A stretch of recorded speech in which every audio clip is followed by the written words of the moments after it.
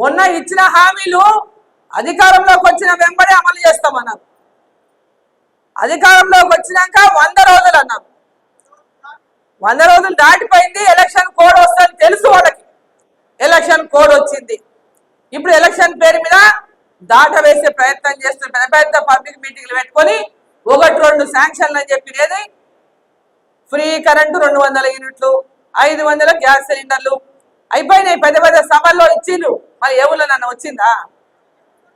ఈరోజు ప్రతి ఒక్క మాట మోసం మాట చెప్పి అధికారంలోకి వచ్చింది.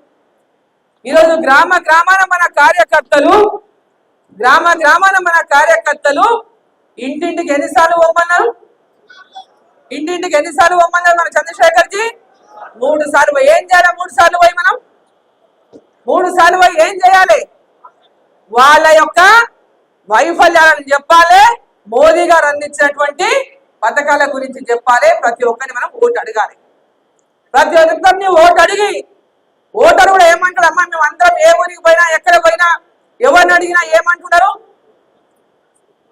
నరేంద్ర మోదీ గారికి మా ఓటు, నరేంద్ర మోదీ గారి ప్రధానమంత్రికే మా ఓటు, భారతీయ జనతా పార్టీకే మా ఓటు, కమలం పువ్వు గుర్తుకే మా ఓటు.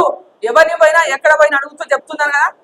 మనకు చెప్తున్నారు. ఏడ పోయినా ముసలోళ్ళని అడిగితే అదే మాట చెప్తున్నారు, రైతులను అడిగినా అదే మాట చెప్తున్నారు, ఎక్కడ పోయినా ఇదే మాట చెప్తున్నారమ్మా అని చెప్తున్నారు. ఊరికి పాకిపోయిందమ్మా. కానీ మీరు చేయాల్సిన పని, ముఖ్యమైన పని, ప్రతి ఒక్కరిని కలిసి కమలం పువ్వు గుర్తుకు ఓటని చెప్పాలి. కమలం పువ్వు గుర్తుకు, నరేంద్ర మోదీ గారి గుర్తు కమలం పువ్వు గుర్తు, అరుణమ్మ మన అభ్యర్థి గుర్తు కమలం పువ్వు గుర్తు.